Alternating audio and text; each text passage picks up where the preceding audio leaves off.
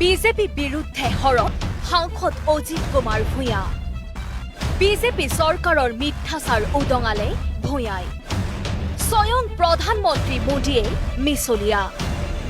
6 জনগোষ্ঠীক জনজাতিকৰণৰ নামত প্ৰধানমন্ত্ৰী মোদীৰ ৰামঠগন। 6 জনগোষ্ঠীৰ জনজাতিকৰণৰ বিধেয়ক হৈ ৰল।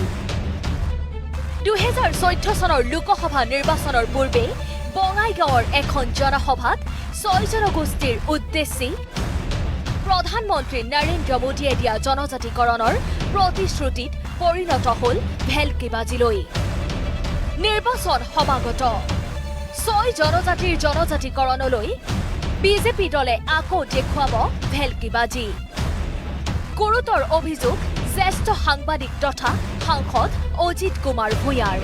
গোটেই কেন্দ্ৰীয় চৰকাৰখনে যাৰ নেতৃত্বত আছে প্ৰধানমন্ত্ৰী নৰেন্দ্ৰ মোদী, তেওঁ এগৰাকী চূড়ান্ত মিছলীয়া মানুহলৈ ৰূপান্তৰিত হৈছে। অসমৰ বেলিকাই যদি চাওঁ তেতিয়া দেখিম যে আমাৰ প্ৰতিটো জ্বলন্ত সমস্যা, আমাৰ জাতীয় সমস্যা, অন্যবোৰ বাদেই দিলোঁ, প্ৰতিটো ক্ষেত্ৰতে তেওঁ মিছা কথা কৈ আহিছে। আৰু মিছা কথা তেওঁ কৈছে কেৱল ভোট বেংকৰ স্বাৰ্থত, কেনেকৈ নিৰ্বাচনৰ বৈতৰণি পাৰ হ'ব পাৰি সেই স্বাৰ্থত। এই প্ৰচাৰৰ বাবে ইয়ালৈ আহিছিল অসমলৈ।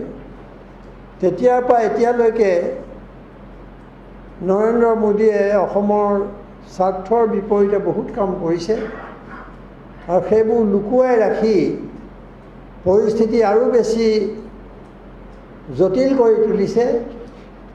আৰু এগৰাকী প্ৰধানমন্ত্ৰী হিচাপে তেওঁৰ যি দায়িত্ব, তাৰ পৰা আঁতৰি গৈ তেওঁ ইতিহাস সৃষ্টি কৰিছে। প্ৰধানমন্ত্ৰী নৰেন্দ্ৰ মোদী এগৰাকী চূড়ান্ত মিছলীয়া। 6 জনগোষ্ঠীক জনজাতিকৰণৰ নামত ৰাজনীতি কৰি আহিছে বিজেপিয়ে। বিতৰ্কিত কেব কাক পৰিণত কৰিবলৈ বিজেপিৰ দল চৰকাৰে যিমান গুৰুত্ব প্ৰদান কৰিলে তাৰ তিল মানুহ 6 জনগোষ্ঠীক জনজাতিকৰণত গুৰুত্ব নাই নৰেন্দ্ৰ মোদী চৰকাৰৰ।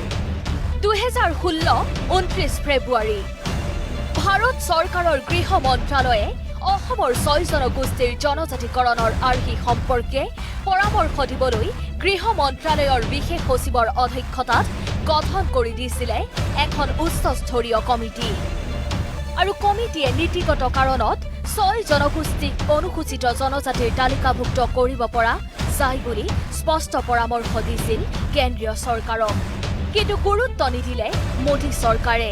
কেৱল এয়াই নহয়, অসম চৰকাৰে জনজাতীয় পৰিক্ৰমা দপ্তৰলৈ প্ৰেৰণ কৰা প্ৰস্তাৱৰ আধাৰত এই 6 জনগোষ্ঠীৰ অতিৰিক্ত নৃগোষ্ঠীগত তথ্য গৃহ মন্ত্ৰালয়ৰ বিশেষ সচিবৰ অধ্যক্ষতাত গঠিত কমিটিৰ পৰামৰ্শ আৰু পূৰ্বৱৰ্তী লোকপিয়লৰ তথ্যসমূহ পুংখানুপুংখভাৱে পৰীক্ষা কৰি দিয়া প্ৰতিবেদনত মূলতঃ এই কথাই স্বীকাৰ কৰা হৈছে যে উল্লিখিত 6টা জনগোষ্ঠীৰ জনজাতীয় মূলৰ এই যিমান ষ্টাডি, যিমান তেওঁলোকৰ গৱেষণা, তাৰ পৰা এইটো সিদ্ধান্তত উপনীত হৈছিল যে তেওঁলোকৰ দাবীটো ওলাই কৰিব পৰাটো নহয়েই, বৰং তেওঁলোকৰ দাবীটোৰ যথেষ্ট যুক্তিযুক্ততা আছে, তাৰ কাৰণ আছে। তেওঁলোকে গোটেইবোৰ পুংখানুপুংখভাৱে তেওঁলোকে বিচাৰ কৰিলে আৰু ক'লে যে জনজাতীয় চাৰিত্ৰিক বৈশিষ্ট্যসমূহ এই 6টা জনগোষ্ঠীৰ ক্ষেত্ৰত বিদ্যমান। গতিকে ভাৰতৰ পঞ্জীয়ক প্ৰধানৰ কাৰ্যালয়েও, পঞ্জীয়ক প্ৰধান ৰেজিষ্ট্ৰাৰ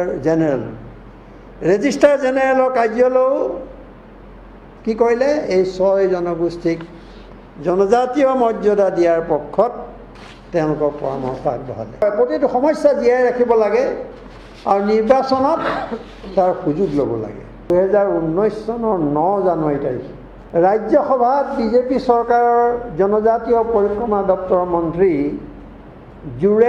জুৱেল ওৰামে অনুসূচিত জনজাতি নিৰ্দেশ সংশোধনী বিধেয়ক 2019 উত্থাপন কৰিছিল।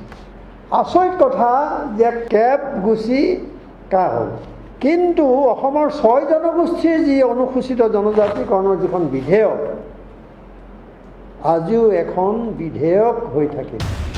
অসম তথা দেশবাসীৰ সবল প্ৰতিবাদৰ কণ্ঠকো ধূলিসাৎ কৰি বিজেপি দল আৰু চৰকাৰে কেব কালৈ ৰূপান্তৰ কৰিলে। এটা বিশেষ সম্প্ৰদায়ৰ ভোটৰ প্ৰতি লক্ষ্য ৰাখি চৰকাৰে আওকাণ কৰিলে দেশৰ জনতাৰ কণ্ঠ। অথচ বহু বছৰ ধৰি 6 জনগোষ্ঠীক জনজাতিকৰণৰ দাবী কৰি অহা অসমৰ জনতাক ভেঙুচালি মোদী চৰকাৰৰ। 6 জনগোষ্ঠীক জনজাতিকৰণৰ প্ৰতি যদি বিজেপি চৰকাৰখনৰ তিলমানো সদিচ্ছা থাকিলহেঁতেন তেতিয়াহ'লে বিধেয়কখন আইনত পৰিণত হ'লহেঁতেন। কিন্তু একমাত্ৰ ভোটৰ স্বাৰ্থতে বিজেপি দলে 6 জনগোষ্ঠীৰ জনজাতিকৰণৰ সমস্যা অসমত সমস্যা হিচাপে জীয়াই ৰাখিব বিচাৰে।